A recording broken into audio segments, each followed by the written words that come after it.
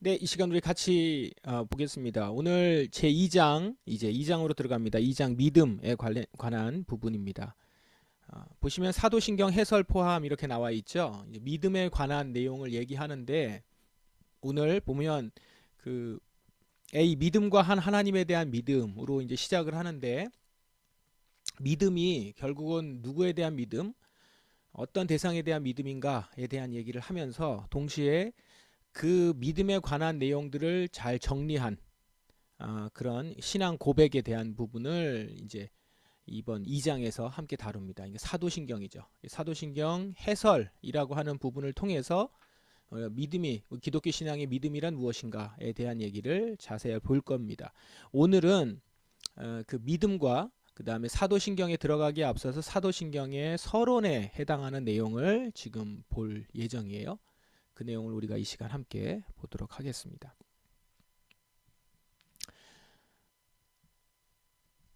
자, 음영 표시되어 있는 부분을 중심으로 해서 읽으면서 같이 설명을 좀 나누겠습니다. 2 보겠습니다. 2 보시면 믿음에 대해서는 두 가지 유형이 있다는 사실이다. 그 하나는 이런 것이다. 어떤 사람이 하나님이 계심을 믿는다면 그는 그리스도에 대해 서술된 역사도 진실일 것이라 생각한다. 라는 겁니다. 첫 번째 유형이 그건데 이것은 믿음이라고 부르기에는 부적절하다는 겁니다. 어떤 사람이 그런 것을 가지고 자랑한다면 그가 알아둬야 될 것은 마귀들도 같은 믿음을 가졌지만 그것이 그들로 하여금 더 두렵게 하고 떨게 하며 엎드리게 한 것 외에 다른 아무것도 이루어 놓지 못했던 사실을 알아야 한다라는 겁니다.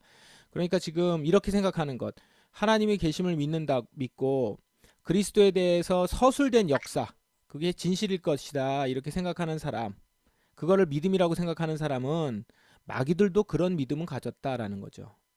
그거는 우리가 부르는 믿음이라고 부르기에는 적절하지 못하다는 겁니다. 그럼 다른 유형이 하나가 있습니다. 그게 뭐냐면 우리가 하나님과 그리스도의 존재를 믿을 뿐 아니라 하나님을 우리의 하나님으로, 그리스도를 우리의 구주로 진실되게 인정하는 가운데 그를 신뢰하는 믿음이라는 거죠. 하나님을 우리의 하나님으로, 그리스도를 우리의 구주로 진실되게 인정하는 가운데 그를 신뢰하는 믿음. 그 믿음을 우리가 바로 믿음이라고 부르는 것이다라는 겁니다. 그 믿음은 결과적으로 이렇습니다. 우리 영혼의 소용을 위한 것이든 육신을 위한 것이든 우리에게 필요한 것이면 무엇이든지 그분이 우리에게 주시리라는 사실, 그리고 성경이 그분에 대해 약속한 것이면 무엇이든지 우리가 확신을 가지고 기대할 수 있다는 사실, 예수께서 우리의 그리스도 곧 구세주이심을 의심치 아니하는 사실, 이러한 사실들로 인해 우리는 설복을 당하게 되는 것이다. 또한 우리가 그를 통해 죄의 용서와 성화를 얻는 것과 꼭 마찬가지로 마지막 날에 나타날 하나님 나라에 마침내 우리가 들어가기 위해 구원도 주어지는 것이다. 이것이야말로 주님께서 그의 거룩한 말씀으로 우리에게 제공하시며 약속하시는 온갖 일들의 핵심이요 총체다. 이것이 그의 성경 가운데 우리를 위하여 세우신 목적이요 이것이 그가 세우신 관역이다. 믿음은 이런 결과를 가져온다는 거죠.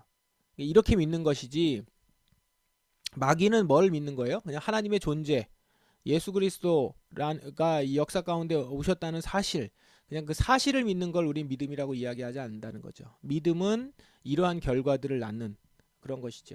다시 한번 정리를 하면 하나님과 그리스도의 존재를 믿을 뿐만 아니라 하나님을 우리 하나님으로, 그리스도를 우리의 구주로 진실되게 인정하는 가운데 그를 신뢰하는 믿음, 그걸 말한다라는 겁니다. 그러므로 하나님의 말씀이 바로 우리 믿음이 지향해야 할 목적이요 관역이다. 그래서 이 참 믿음이라는 것은 마음에 굳은 확신이라 할 수 있겠는데, 이로 말미암아 우리는 하나님의 진리가 너무나 확실하여서 그분의 말씀으로 서약한 것을 이루지 않을 수 없다는 것을 인정하게 된다. 그러니까 하나님의 진리가 너무 확실해서 그분이 말씀으로 약속한 것은 다 이루신다라는 거죠. 그걸 믿는 겁니다. 그러니까 우리는 믿는다는 것으로 말미암아서 하나님의 말씀에 나타나 있는 그 말씀의 모든 내용을 믿는다는 것이죠. 아직 그게 이루어지지 않은 약속이잖아요. 약속도 있어요. 그 약속이 이루어질 것이다 라는 것을 믿는 것이죠. 그러니까 이제까지 이루어졌던 사실을 그냥 본대로 믿는 게 아니라 이제 앞으로 일어날 일들과 그 약속을 믿고, 약속을 믿기 때문에 행하는 행동이 달라지겠죠. 그러니까 사실 여기서의 믿음은 행동을 수반할 수밖에 없어요. 이 믿음은 이런 행동을 수반한다라는 걸 자연히 전제하고 있어요. 그래서 여기서 이 그분의 말씀으로 서약한 것을 이루지 않을 수 없다는 것을 인정하게 된다. 바울은 이런 믿음을 정의해서 믿음은 바라는 것들의 실상이요 보이지 않는 것들의 증거라 부르는 것이다. 그러니까 바라는 것들의 실상이고 보이지 않는 것들의 증거다라고 얘기를 한다는 겁니다. 오른쪽으로 가셔서 우리의 구원에 관한 하나님의 신비들은 이렇듯 그 자체대로 그리고 그 본성 그대로 분별되어질 수 없는 것이어서 우리는 다만 그의 말씀 속에서만 그것을 바라볼 수 있다. 어디서요? 말씀 속에서만 바라볼 수 있다는 거죠. 하나님의 신비들은 그 자체대로 본성 그대로 분별되어질 수 없는 것이어서 우리 말씀 속에서만 바라볼 수 있는 거라는 거예요. 이런 종류의 믿음은 앞에 첫 번째 것, 아까 말씀드린 것처럼 마귀도 믿는 하나님의 그냥 존재나 예수 그리스도의 실제를 믿는 것, 그것과는 차이가 너무 있다라는 겁니다. 이런 신앙을 가진 사람은 누구든지 하나님께 인정받지 않을 사람이 없지만 반대로 그것이 없이는 어느 누구도 그를 기쁘시게 할 만한 일이 일어날 수가 없다. 그 믿음을 통해 우리는 우리가 원하고 하나님께 구하는 것을 그 무엇이나 얻게 되는데 다만 그것이 우리를 더 큰 선으로 인도하는 것이기만 하면 무엇이든지 허락하신다. 하지만 이런 신앙은 잘못되고 왜곡되어 있으며 그릇된 마음속에는 그 자리를 가질 수 없고 뿐만 아니라 하나님의 은혜로만이 아니고서는 시작될 수도 지속될 수 없는 것이다. 하나님의 은혜로 우리는 믿음을 얻고 그 믿음 안에서 우리가 구하는 것을 다 얻게 될 수 있다라는 겁니다. 바로 이런 점이 하나님께서 율법의 첫째 계명을 통해 우리에게 요구하시는 일이다. 이것이 분명하게 의미하는 바는 그분 외에 그 어느 누구에게도 우리의 희망과 신뢰를 둘 수 없다는 점이다. 만일 우리의 희망과 신뢰가 다른 이에게로 향하게 되면 우리는 다른 신을 가지게 되는 것이다. 자, 이제 여기서 중요하게 여기는 게 이겁니다. 믿음은 하나님으로부터 오고 하나님의 은혜로 우리에게 주어지는 것이며 우리는 그 믿음이 무엇이냐면 하나님의 진리가 확실하기 때문에 하나님의 말씀으로 약속하신 것, 서약하신 것은 다 이루어질 것이라는 걸 믿는다는 거예요. 우리의 믿음의 근거, 그리고 믿음이 바라보는 바, 그리고 믿음의 대상이 되는 그 근거가 어디에 있냐면 말씀에 있다라는 거죠. 말씀이 믿음이 세워지는 토대라는 거예요. 그 말씀이 굉장히 중요하다라는 겁니다. 그래서 그 프랑스어 초판에서는 이렇게 이야기를 해요. 프랑스어 초판에서는 칼뱅이 말씀은 믿음이 세워지는 토대요 믿음의 지지대다. 말씀이 없어지면 믿음은 즉시 무너진다. 말씀이 떠나가면 믿음도 남지 못한다. 우리는 믿음이 하나님의 말씀에서 나오는 하나님의 뜻에 대한 지식임을 알게 된다. 믿음의 토대는 하나님의 진리에 대한 우리의 확신이다. 그러니까 이 믿음이 말씀에서부터 주어지고 말씀의 근거 위에서 일어난다라는 겁니다. 자, 이 이야기를 왜 이렇게 지금 강조하고 있냐면요. 이 말씀의 근거에서 우리의 믿음이 지금 분명하게 세워져야 된다라는 것이 이제 이거 뒤에 나오는 내용 때문에 내용이 이제 그 앞에 있는 이 말씀이 중요하다라는 얘기를 좀 계속해서 이제 해주게 될 거예요. 자, 보세요. 이제 여기서부터는 이제 사도신경에 대한 요약되어 있는 내용인데 이제 우리는 이 논의를 사도신경에 요약되어 나타난 믿음의 교리 쪽으로 계속 전개시켜 보자. 이제 이렇게 얘기를 합니다. 이제 우리가 믿어야 되는 대상이 하나님이신데 그 하나님이라는 대상을 우리의 생각이라든가 우리의 그냥 이성적인 생각이라든가 우리가 알고 있는 지식선에서 그냥 받아들이고 하나님은 그런 분이지라고 받아들이는 게 아니고 말씀의 근거에서 이제 받아들이는 것이 믿음이라는 거예요. 그럼 말씀에 하나님이 어떻게 기록되어 있고 우리에게 어떻게 계시되어 있느냐가 이제 중요하겠죠. 말씀이 근거라는 거예요. 그럼 말씀이 어떻게 기록되어 있는가 이제 그걸 보는 거죠. 그 말씀 안에 하나님이 어떻게 나타나 있고 우리가 믿는 그 하나님은 어떤 분이신지를 이제 보자. 그걸 정리해 놓은 게 사도신경이다라는 거예요. 근데 이제 서론적으로 사도신경은 네 부분으로 나누어져 있는데 첫 번째 세 부분은 성삼위의 세 위격, 성부, 성자, 성령에 각각 할당되고 있다. 세 부분은 그렇고요. 맨 마지막은 네 번째 부분은 하나님에 대한 이 믿음이 그러니까 성부, 성자, 성령 각 위격에 대한 믿음이 우리에게 돌려주는 것이 무엇인지 또 우리가 소망하고 기다리는 것이 무엇인지를 설명해 준다. 그러니까 이겁니다. 우리는 하나님을 믿어요. 근데 그 하나님이 성경에 어떻게 기록되어 있냐면 성부, 성자, 성령 하나님 세 위격으로 우리에게 계시되어 계시고 우리는 그 하나님을 믿고 있는데 그 하나님을 믿는 믿음이 우리에게 있어서는 어떤 것으로 우리에게 돌려지고 있는지, 우리가 무엇을 소망하게 하는지, 무엇을 기다리게 하는지를 설명해 준다는 거죠. 그렇게 네 파트로 사도신경이 되어 있다라는 겁니다. 그러니까 앞서 하나님에 대한 고백이 사실은 우리의 삶을 결정하죠. 어떤 하나님을 믿고 있느냐에 따라서 우리의 삶이 결정되는 거예요. 그래서 우리의 삶을 보면 내가 어떤 하나님을 믿고 있다는 것도 알 수 있는 거죠. 그런 측면에서 사도신경을 한번 보십시오. 그러면 사도신경에서 우리가 이렇게 고백하는 것이 얼마나 중요한지를 이제 알 수 있게 된다는 겁니다. 5번 보십시다. 자, 성경은 우리에게 한 분 하나님을 가르친다. 성경이 성부를 하나님이라 하고 아들을 하나님이라 하고 또 성령을 하나님이라고 말할 때 이것은 같은 성경이 애매한 주장을 하고 있는 것이 아니다. 자, 하나님을 한 분 하나님이라고 가르치는데 거기에서 성부를 하나님이라고도 하고 아들을 하나님이라고 하고 성령을 하나님이라고 지금 한다는 거예요. 자, 그럼 지금 이 내용이 바로 이제 이 내용이 삼위일체 하나님인데 한 분 하나님을 가르치면서도 성부를 하나님이라고 아들을 하나님이라고 성령을 하나님이라고 말한다라는 거죠. 이 두 가지가 무엇인지, 이 두 가지의 상반된, 우리로서는 상반된 내용을 이제 어떻게 받아들여야 될 것인지가 그 뒤의 내용입니다.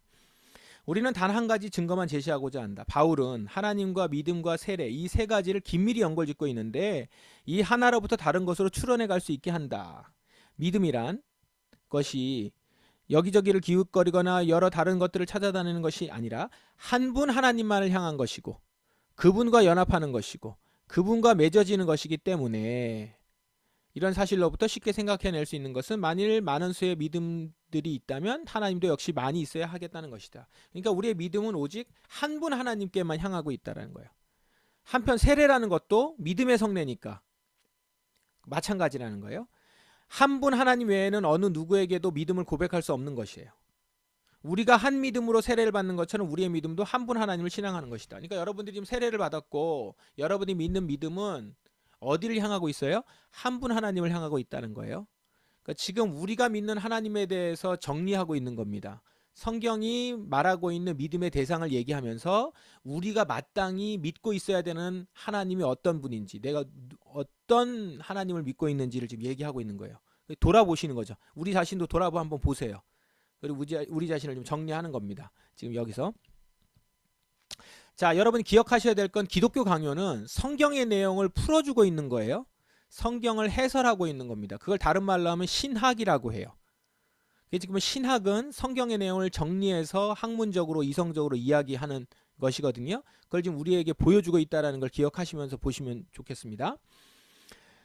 우리가 한 분 하나님 안에서 세례받도록 허락되었다는 사실이다. 그리고 이제 이 성경이 성부와 성자와 성령의 이름으로 세례받아야 한다고 말할 때 이와 동시에 우리가 아버지와 아들과 성령에 대한 하나님의 믿음으로, 하나의 믿음으로 믿어야 할 것을 의도하고 있다. 그렇다면 이것은 아버지와 아들과 성령이 한 하나님이신 것을 보여주는 명확한 증거가 아니겠는가. 그러니까 일단은 알아야 될 것이 뭐냐면 우선적으로 아버지와 아들과 성령 이렇게 따로따로 얘기를 하고 있지만 한 하나님을 지금 얘기하고 있는 것, 한 하나님이신 것을 명확하게 지금 보여주고 있는 증거다라는 거죠. 믿음의 대상인 한 하나님, 그리고 세례를 받을 때 우리가 성부, 성자, 성령의 이름으로 세례를 받지만 그분이 한 하나님이시라는 것, 여기서 보여주고 있는 건 우리는 한 분 하나님을 믿고 있는 것이다 라는 겁니다. 우리가 그분의 이름으로 세례를 받는 것은 그분들에 대한 믿음으로 세례를 받는 것이다. 결과적으로 그분들이 한 믿음으로 예배를 받는다는 것은 그들이 한 하나님이란 말이다. 그 다음에 이 밖에 다른 명백한 증거들을 볼 때도 세 위격의 하나님에 대해서 또 세 위격의 구분에 대해서도 따로따로 주장하는 증거들이 많다. 유대인들이 칭할 수 없는 것으로 불렀던 이 이름도 예레미야에선 성자에게도 적용되고 있음을 보여준다. 자, 지금 여기서 좀 자연스럽게 넘어가고 있는데 한 하나님이신데 아버지와 아들과 성령이 구분되어 나타나고 있고 그러면서 세 위격의 하나님이 세 위격이시라는 것, 그 새 위격의 하나님이라는 것에 대한 증거들이 성경에 나오고 있다는 거예요. 나열하고 있다는 겁니다. 자, 그럼 이제 이 부분을 이제 볼 거예요. 한 하나님이시지만 새 위격이라는 부분에서 새 위격. 그러므로 이분은 성경의 다른 곳에서 자기 영광을 다른 자에게 주지 아니하리라 하시는 한 분 영원한 하나님, 영원하신 하나님임에 틀림없다. 그런데 태초에 그가 하나님과 함께 계셨다는 말씀이나 아버지가 세상을 그를 통해 지었다는 말씀, 더 나아가서 그가 세상이 만들어지기 전에 아버지와 함께 그 자신이 광채를 가지셨다는 말씀 등은 성부와 성자 간의 구분을 말해준다. 자, 여기서 보면 성부와 성자 간의 구분이 있다라는 얘기를 좀 하고 있는 거예요. 이런 사실은 좀 더 명확하게 우리의 육체를 입고 오신 분이 성부가 아니요 아버지께로 오신 아들, 그분이 우리에게로 내려와 사람이 되셨다는 사실에서 나타나고 있다. 그러니까 지금 여기서 얘기하고 있는 것은 성부 하나님과 성자 하나님이 구분이 되고 있다는 거죠. 육체를 입고 오신 분이 성부 하나님이 아니라는 거예요. 아들이라는 겁니다. 그러면서 성경은 분명히 한 하나님이라고 말씀을 하고 있지만 성부 하나님과는 구별된 성자 하나님을 얘기하고 있다는 거죠. 자, 또 다른 성경에서 보면 베드로는 성령이 하나님이라고도 선포해요. 요한복음의 10군데 넘는 구절에서 성령이 그리스도와는 다른 분임을 또 언급해요.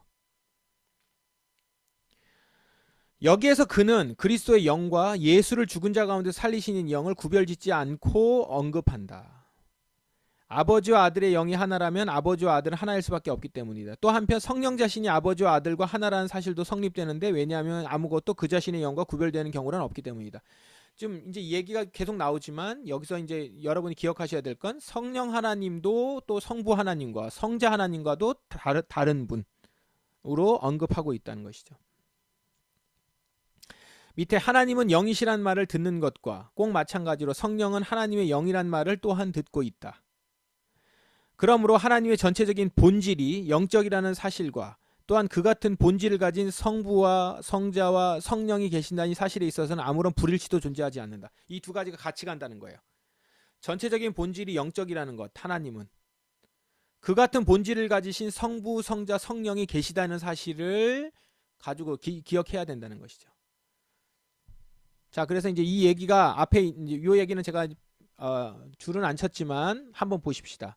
이 또 어떤 사람들은 이라고 나오는 건 이제 우리가 잘못 알고 있는 부분을 얘기하는 거예요. 근데 이 부분 여러분 좀 주의 깊게 보실 필요가 있어요. 제가 색깔은 칠하지 않았지만 이 부분은 여러분들이 주의 깊게 볼 필요가 있습니다. 왜냐하면 한 번쯤은 들어봤을 만한 내용들이에요.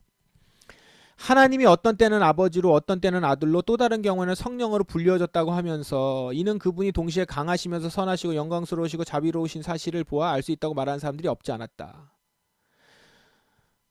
자, 이 얘기가 뭐냐면 우리 이런 거 있죠. 삼위일체 하나님이 그걸 좀 설명해 달라라고 하면 우리가 설명한다고 하면서 이렇게 설명하는 경우 있는 거예요. 제가 집에서는 아버지라고 불리고 어떤 때는 제가 고향에 가면 아들로 불리기도 하고 또 어떤 때 가면은 뭐 교회 가면은 목사로 불리는 것처럼 그렇게 삼위일체 하나님을 그렇게 얘기하는 거죠. 어떤 때는 아버지로 어떤 때는 아들로 성령으로 불려졌다. 삼위일체 하나님을 이렇게 이제 설명하는 경우가 있는데 그거 잘못됐다는 거예요. 혹시 여러분들 중에도 혹시 주일학교 가르치시면서나 아니면 뭐 다른 사람한테 삼위일체를 설명하면서 이렇게 혹시 설명하셨다면 잘못된 가르침인 거예요. 하나님이 어떤 분이시를 보여주는 바로 이들이 수식어들이요 그가 진정으로 누구이냐를 선포하는 것은 그 이름들임이 분명하기 때문이다. 그러니까 다 따로따로 있다라는 걸 얘기하는 거예요. 아버지도 하나님이요 아들도 하나님이며 성령도 하나님이시라는 것 그리고 오직 한 하나님만이 계실 수 있을 뿐이라는 것 때문이다. 이제 그 얘기에서 연결돼서 이것을 보시면 됩니다. 새 이름이 나오고 셋이 묘사되어졌고 셋이 구별되어졌다. 그러므로 하나와 셋이다. 한 하나님 한 본질이다. 그런데 왜 셋인가? 새 하나님이 아니다. 새 본질들도 아니다. 양면을 동시에 나타나기 위해 고대의 정통 교부들은 본질과 우시아와 이게 이제 헬라어예요. 새 위격 히포스타시스 곧 한 본질과 한 본질 속에 새 실체가 있다고 표현하였다. 그러니까 하나와 셋인 거예요. 근데 이 하나와 셋이라는 것이 우리의 이성적인 지적인 그 사고에서는 맞지 않죠. 하나가 어떻게 셋이 돼요. 그러니까 이것을 표현하기 위해서 교부들은 한 본질과 그 다음에 위격, 세 위격을 본질과 위격이라는 말로 이렇게 얘기를 하고 있고, 그 본질과 위격 혹은 본질과 실제라고 하는 얘기를 하면서 세 본질과 그 다음에 세 위격과 한 본질 이렇게 이제 구분을 해서 이야기하고 있다라는 거예요. 그러니까 지금 아버지, 아들, 성령 이렇게 불리고 있는 것은 그냥 한 존재를 이름만 바꿔 부르는 거잖아요. 그걸 삼위일체라고 얘기하는 것이 아니다라는 거예요. 성경은 그렇게 얘기하고 있지 않다. 분명히 한 하나님이시면서도 서로 다른 아버지와 아들과 성령을 이야기하고 있고, 그거를 지금 교부들은 이 본질이라는 말과 위격이라는 말 혹은 본질이라는 말과 실제라는 말로 이렇게 표현을 하고 있다는 겁니다. 라틴 교부들은 본질과 세 위격 이렇게 표현했다는 거죠. Three persons, one essence 이렇게 표현을 했다는 겁니다. 이단자들은 우시아는 본질을 얘기해요. 휘포스타시스는 위격이에요. 우시아니, 휘포스타시스, 본질이나 위격 이런 말들은 성경에는 읽지도 보지도 못하는 말을 인간이 고안해낸 말일 뿐이라고 지저댄다. 그러니까 이단들은 이걸 공격한다는 거예요. 아니 우시아라는 말이 성경에 있지도 않고 위격이라는 말이 없는데 그런 말을 만들어가지고 그걸 고안해내가지고 갑자기 이야기하면 안 된다라고 이단자들은 공격한다는 거예요. 그러면서 한 하나님이면서도 셋으로 계신 분이 언급되고 있다는 우리의 확신을 그들이 흔들어 놓지 못하고 있는데, 그러나 이렇게 얘기하고 있는 거는 그렇지만 이 부분에 대해서는 그렇다고 해서 이단들이 다른 대안을 얘기하지는 못하고 있는데 이제 이 얘기를 하고 있는 겁니다. 그러니까 이단들은 계속해서 그것은 얘기를 하고 정통 신학에서 성경에서 나오는 대로 본질과 위격으로 구분을 해서 삼위일체를 설명하는 것을 이제 계속 공격을 한다라는 그 얘기예요. 뒤에 보십시다. 만일 그들이 이제 이렇게 얘기한 거에 대한 비판입니다. 이단자들은 우시아니 휘포스타시스라는 말들이 성경에는 나오지도 않는 고안해낸 말들이다 라고 공격을 한다는 건데, 그것에 대해서 칼뱅은 만일 그들이 자구 한자 한자가 성경에 나오지 않는 말이라고 해서 그것을 낯선 말이라고 한다면 이는 성경의 직물로부터 떼어내지 않은 어떤 종류의 논의도 단죄하는 것으로서 우리에게 부당한 규칙을 부과하고 있는 것이다. 뒤까지 읽고서 설명을 드릴게요. 어떤 규칙은 있어야 한다. 우리는 성경으로부터 생각과 말의 법칙을 찾을 수 있어야겠다는 것이다. 이 잣대의 모든 마음과 생각과 입술의 말이 합치되어져야만 하겠다. 성경에서 우리의 이해를 복잡하고 어렵게 만드는 그런 문제들에 대해 좀 더 명확한 말로서 표현하고, 이것이 성경 자체의 진리를 충실히 섬기면서 또한 적절하고도 겸비하게, 또 잘못된 경우들을 피하여 사용되지는 그런 말이 있다면 우리가 이를 사용하여 성경의 문제들을 설명하는 일을 금지할 것이 무엇인가? 그러니까 무슨 말이냐면 지금 칼뱅은 우시아나 휘포스타시스라는 말이 성경에 없는데 그런 말을 갖고선 어떻게 설명할 수 있냐라고 공격하는 것에 대해서 성경에 그런 말이 없다고 쓰지 못한다고 얘기하는 것은 부당하다라는 거예요.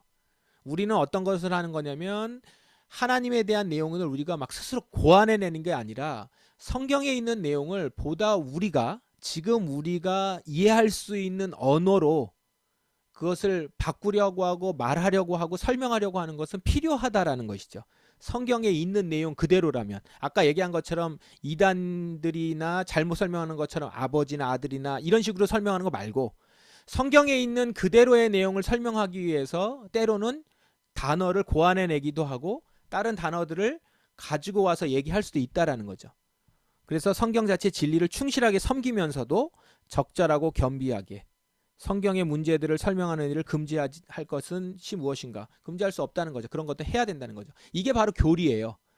성경에 있는 내용, 정리되어 있는 이렇게 쭉 나열되어 있는 얘기들을 하나로 정리해서 우리의 지금 지적으로 이성적으로 이해할 수 있도록 만드는 그런 언어를 사용해서 우리한테 설명하는 거. 이걸 교리라고 하고 이것을 신학이라고 합니다. 자, 그것에 대한 예입니다. 사람들은 때때로 믿음과 의에 대해서 논의한다. 우리가 어떻게 믿음으로 의롭게 되는지 이해하는 사람은 많지 못하다.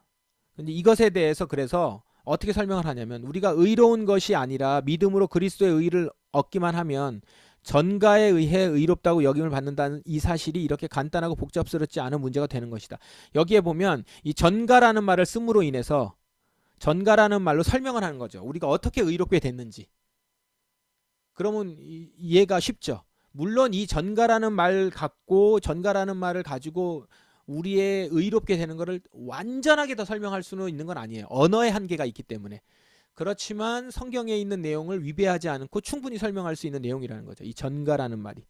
그래서 우리의 의를 얻기만 하면 전가에 의해서 우리가 의롭게 어김을 받는다는 사실로 설명하는 것처럼 이렇게 하면 된다라는 거예요. 또 하나, 하나님께서는 버림받은 자들, 행위가 정죄받은 자들 속에서 일하신다는 말이 있다. 이것도 이제 하나 예예요. 그것에 대해서는 그럼 어떻게 설명하겠냐? 동일 사건 속에서 우리는 타락한 인간의 일과 의로우신 하나님의 일을 분간해 내어야 한다는 사실이다. 우리는 그의 행위 속에서 악과 죄를 그에게 다 돌려야 마땅하다. 사람은 의도와 의지와 행동에서 하나님을 대적하고 있다. 그런데 하나님은 그분이 뜻하시는 대로 때로는 휘게도 하고 때로는 꼼짝없이 하게도 하면서 인간의 악한 의지와 도모를 조종하신다. 이게 지금 성경에 있는 내용이라는 거예요. 버림받은 자들, 정죄받은 자들 속에서 하나님이 어떻게 일하시는가? 타락한 인간과 의로우신 하나님이 어떻게 그 안에서 지금 분간되고 있는가? 근데 분간해 내야 된다는 것이죠. 그러면서 이제 보시면 정리하는 겁니다. 행위 속에서 있는 악과 죄는 인간에게 다 돌려야 되는 것이고 하나님은 그 가운데서도 인간의 악한 의지와 도모를 조정도 하신다는 거예요. 그 예를 보면 바로나 느부갓네살이나 사네립 등을 볼 수 있다라는 겁니다. 그리고 욥도 볼 수 있어요. 욥의 고난에서 보시면 이제 이 사네립이나 바로나 사네립 같은 경우에 느부갓네살이나 이렇게 같은 경우에 이제 하나님에게 대항해서 전쟁을 일으키면서도 또한 그 가운데서 하나님은 그들을 일으켜서 이 모든 일을 하게 하시기도 했다라는 것이고 욥에 관해서도 하나님의 사역이면서 동시에 마귀의 사역이었다는 거예요. 욥의 고난은요. 그러나 우리는 여기에서도 마귀의 불의를 하나님에 의해 구별해야 하죠. 하나님은 연단하시고자 하시는 자를 마귀는 파멸하시고자 시키고자 하였다라는 거죠. 그러니까 하나님은 욥의 고난 가운데서 연단하시려고, 근데 마귀는 그 욥의 고난으로 파멸을 시키려고 했었다는 거죠. 이걸 이렇게 구분을 해서 설명을 해줘야 된다는 거예요. 그러면서 보라, 하나님도 계시고 악한 사람들도 있어서 그들은 동일한 한 가지 일의 공모자다. 그러나 그 동일한 일 속에서 하나님의 의가 빛나고 인간의 죄악이 비추인다. 이러한 구별을 통해서 엉킨 고리가 풀리게 된다. 막 섞여 있는 내용들, 그냥 보면 그냥 지나칠 내용들을 이렇게 설명을 해줌으로 인해서 하나님의 의와 그 다음에 인간의 죄악을 구분해낼 수 있다는 거죠. 한 사람의 인간의 고통이라든가 그가 한 일들이나 그 사건 가운데서. 이게 이제 우리가 설명하는, 그러니까 말하자면 교리, 신학이 바로 이런 역할을 한다라는 겁니다. 그래서 만일 어떤 사람이 용어의 생소함에 대해서 트집을 잡는다면 그런 사람은 진리를 단순하고 명백하게 해주는 데 트집을 잡는 것이 되니까 진리의 등불을 들 자격이 없다고 판단을 받더라도 합당치 않겠는가. 이런 설명들은 충분히 필요하다. 그러므로 이제 다시 돌아가는 거예요. 그렇기 때문에 삼위일체에서 얘기하고 있는 본질이라는 단어나 위격이라는 단어는 충분히 사용할 만한 근거가 있다. 그 얘기를 좀 하는 거예요. 이런 종류의 용어의 생소함은 진리를 자기식으로 변경시켜 지워버리고 마는 잘못된 비판자들에 대항하여 옹호하는 데 특별히 유용하다. 지금 제가 말씀드렸던 그 부분의 설명입니다. 자, 9번. 아리우스라는 사람이 명백한 성경을 반대할 수 없었기 때문에 그리스도는 하나님이요 하나님의 아들이라 고백했으며 또 자기가 올바른 일을 하기나 한 것처럼 다른 사람들과 의견을 같이 하는 척하였다. 자, 이제 여기 아리우스. 혹시 여러분 기억나세요? 교회사 클래스 우리 할 때 초대교회 파트에서 이 아리우스가 나왔어요. 그 이제 4세기에 콘스탄티누스가 황제가 됐을 그 즈음에 이제 교회 안에 이제 예수 그리스도에 대해서 설명하는 데 있어서 이제 이렇게 나눠진 게 뭐냐면 예수 그리스도가 존재가 도대체 어떤 존재냐? 그렇게 했을 때 이 아리우스라는 사람이 예수 그리스도는 하나님이시고 아들이에요. 그런데 하나님이시기는 그리스도는 하나님의 아들이라고 하는 그 내용이 결국 뭐냐면 예수 그리스도는 하나님으로부터 성부 하나님으로부터 창조된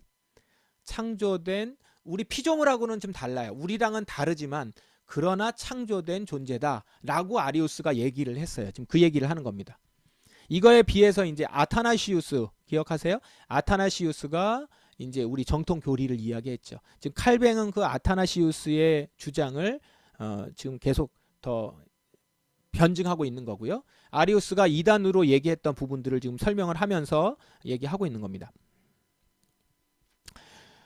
아리우스라는 사람은 명백한 성경을 반대할 수 없었기 때문에 그리스도가 하나님이요 하나님의 아들이라 고백했으며 또 자기가 올바른 일을 한 것처럼 다른 사람들과 의견을 같이 하는 척 했어요. 그런데 그러면서 뭐라고 했냐면 살짝 바꿨어요. 그리스도가 창조되었으며 다른 피조물들처럼 시작을 가진다고 주장하기를 계속했다. 제가 조금 아까 얘기했던 게 이거예요. 선인들은 이거를 이제 구분을 했고요. 그리스도는 영원한 아들이요 아버지와 동일 본질이라고 선포했다. 그게 이제 아타나시우스를 중심으로 해서 아리우스를 이단으로 선포하면서 그것을 그렇게 했던 공의회가 바로 니케아 공의회예요. 니케아 공의회에서 그 아리우스의 주장을 이단적인 주장으로 이렇게 공포하고 예수 그리스도는 온전한 신성을 가진 하나님이시라는 걸 공포했죠. 그러니까 예수 그리스도의 신성을 얘기한다는 거는 삼위일체 하나님에 대한 얘기를 거기서 이제 정립할 수 있는 거 아닙니까? 만약에 아리우스처럼 얘기한다면 삼위일체가 아니죠. 성부 하나님만 계시는 것이고 성자 하나님은 창조된 분이니까 그 하나님 반열에 있지 않죠. 본질이 다 같지 않단 말이에요. 그런데 지금 그 정통 교리에서는 아리우스에 대한 얘기를 지금 이단으로 명명을 했고 그러면서 그리스도는 영원한 아들이면서 아버지와 동일 본질이라는 말을 여기서 했어요. 그러자 이제 아리우스자들이 불경이 끌어올라서 동일 본질이라는 말에 대해서 막 사악하게 증오와 저주를 퍼부었다라는 거예요. 여기 보면 이제 호모 으시오스라고 하는 말이 동일 본질이라는 말이고요. 그거에 비해서 아리우스주의자들은 뭐라고 얘기했냐면 호모이 우시오스 유사 본질이라고 얘기했어요. 본질하고 좀 비슷한 호모이 오스가 그 유사하다라는 뜻이에요. 호모오스는 이거는 동일이라는 말이고. 그래서 유사한 본질이라는 주장을 했어요. 여기 보면 요 아이라고 있는 게 이제 헬라어로 이오타인데 이 이오타 하나에 따라서 이제 다르죠. 그래서 이거에 대해서 이제 콘스탄티누스 황제는 아니 이 글자 하나 갖고 글자 하나 때문에 이렇게 기독교가 싸운단 말이냐? 그러면서 이제 모여서 회의를 해서 이거를 결정하도록 해요. 그게 이제 니케아 공의회의 이제 시작인데 콘스탄티누스 황제는 그렇게 얘기했을지 모르지만 사실은 이거는 우리에게 있어서 너무나도 중요한 그런 결정이었죠. 분명히 동일 본질로서의 예수 그리스도를 얘기하는 겁니다. 유사 본질이라는 것을 우리는 그래서 받아들이지 않죠. 이제 그 후에 사벨리우스라는 사람은 아버지와 아들 성령이라는 이름들은 빈 껍질과 같은 것으로서 어떤 차이 때문에 붙여진 것이 아니라 그냥 하나님의 여러 다양한 속성들을 말해주는 것이라고 주장했다. 그러니까 아까 같이 아버지, 아들, 뭐 또 어떤 영 이렇게 얘기하는 이름으로만 하거나 아니면 속성 이걸 또 설명한다고 또 이렇게 설명하시는 분들이 있죠. 물, 수증기, 얼음 이렇게 모양만 바꿔가면서 똑같은 건데 그렇게 삼위일체 하나님을 설명하는 것들 아니면 태양, 열, 빛 이렇게 설명하는 것 이거 다 잘못된 거라는 거예요. 이건 다 한 하나님에 대한 설명을 자꾸 하고자 하나와 셋이라는 거를 하나로 설명해 보려고 하는 얘기였는데 사실 그거는 온전한 얘기, 온당한 얘기가 아니다라는 얘기를 하는 겁니다. 혹시 여러분들도 이렇게 이해를 하고 있었다거나 이렇게 설명을 했다면 지금 정통 교리가 아닌 이단 교리를 가지고 있는 거예요. 예전에 4세기 때는 여러분 그렇게 얘기하면 이제 이단으로 잡혀서 죽습니다. 지금은 이제 그렇게 얘기해도 살아있지만 그 부분을 기억하셔야 됩니다. 자, 뒤에 보시면 이제 마지막 부분입니다. 아버지와 아들과 성령은 한 하나님이며 그러면서 아들은 아버지가 아니요 성령도 아들이 아니라는 것. 그들은 서로가 특별한 속성에 구별되어지고 있다는 것이다. 이렇게 얘기하죠. 근데 아리우스는 그리스도가 하나님이라고 말한다. 그러나 그리스도는 창조되었고 시작을 가진다고 덧붙인다. 만약에 아리우스 같이 이런 식으로 얘기한다면 우리는 어떻게 얘기한다? 여기야 되고 당신은 동일 본질이라는 말을 해줘라. 아까 얘기했죠? 동일 본질. 사벨리우스는 아버지와 아들과 성령이란 하나님의 안에 어떤 구별이 있다는 걸 의미하지 않는다고 말한다. 이런 사람에 대해서는 그분들이 셋이라고 말해주라. 자꾸 하나에 대한 것만 강조하는 사람들 있잖아요. 그런 사람에 대해서는 셋이라고 말해주라. 그러면 이제 또 이렇게 얘기할 거예요. 새 하나님을 부르짖고 있다고 고함을 지를 것이다. 그럼 하나님이 셋이란 말이냐? 라고 하면 다시 얘기해 주라는 거예요. 하나님의 한 본질 속에서 위격들의 삼위일체가 있다고 말해주라 라는 거예요. 이게 이제 우리가 믿는 바라는 겁니다. 우리가 하나라고 할 때는 본질의 합의를 말하며 셋이라고 할 때는 하나의 본질 속에서 세 실제들이 서로 구별되는 것을 말한다. 실제로 성경은 이 셋을 구별하고 있는데 아버지에게는 활동의 시작 및 만물의 기초와 원천을 돌리고 있고 아들에게는 활동의 지혜와 계획을, 성령에게는 활동의 능력과 효과적인 사역을 돌리고 있다. 그래서 이 세 실제가 하시는 역할들이 또 구분이 되어 있다라는 거예요. 구별되어 있다라는 거죠. 근데 그렇게 하나로 일하시고 계신다. 하나로 계시면서 셋으로 구별되어 우리에게 계시는 세 실제로 계시는 한 본질 속에서 세 실제로 계시는 분, 이분이 삼위일체 하나님, 우리가 믿는 하나님이라는 겁니다. 자, 이 부분에 대해서 제가 정리한 것을 한번 마지막으로 다시 한번 써봤습니다. 한번 보세요. 일단 위에 믿음에 대한 정의 잠깐 보시면 예수 그리스도 안에서 주어진 은혜의 약속에 위에 근거해서 우리의 지성에 계시되고 성령에 의해서 우리 마음에 날인되는 우리를 향한 하나님의 선한 뜻에 대한 굳건하고 확실한 지식이 믿음이다. 말이 어려운 것 같은데 그래도 이제까지 우리가 믿음에 대한 정의 내용을 보시고서 이 내용을 다시 한번 보시고, 이건 제가 쓴 게 아니라 칼뱅이 프랑스어 초판에서 성도들에게 쓴 정의예요. 그러니까 여러분 이거 드릴 테니까 다시 한번 읽어보시고요. 밑에 삼일체는 제가 좀 정리했습니다. 성부와 성자는 동일한 영을 가지셨다. 성령은 성부와 성자와 다른 본질이 아니며 성부와 성자 모두 영이시다. 각 위 안에서 온전한 신성을 이해해야 하고 각 위는 자기만의 개별적 속성을 가지셨다. 위격들 간의 본질에 대해서는 어떤 차이도 없다. 동일 본질이라는 거예요. 호모우시오스. 그러나 하나님이 셋이거나 본질이 셋인 것은 아니다. 유일하신 한 분 하나님, 본질은 하나이다. 이제 삼위일체 하나님에 대한 설명입니다. 오늘 여러분들이 좀 혹시 좀 잘못 알고 있었던 부분들, 오해하고 있었던 부분들은 오늘로써 이 삼위일체 하나님을 이 문구들과 이 정의로 정리하시고 그 다음에 그 하나님에 대해서 이제 첫째 부분, 둘째 부분, 셋째 부분, 성부 하나님, 성자 하나님, 성령 하나님의 각각에 대한 이제 우리의 믿음의 고백이 그 가운데 나타날 것이고, 그렇게 고백하는 우리에게 있어서 믿음을 가지고 있는 우리는 어떤 유익을 갖게 되고 우리에게는 어떻게 돌아오게 되며 우리는 무엇을 소망하고 약속하게 되는지가 이제 넷째 부분의 신앙 고백이라는 거죠. 이렇게 보시면 사도신경이 우리가 그냥 할 수 있는 것이 아니고 그 다음에 우리가 무엇을 믿는 바에 따라서 우리의 삶의 방향이라든가 행동이라든가 우리의 미래가 결정된다는 것이죠. 이 굉장히 무게 있고 중요한 부분이라는 걸 오늘 꼭 기억하시면 좋겠습니다. 우리 다음 시간에는 이제 사도신경 우리 각 해설로 이제 들어가겠습니다.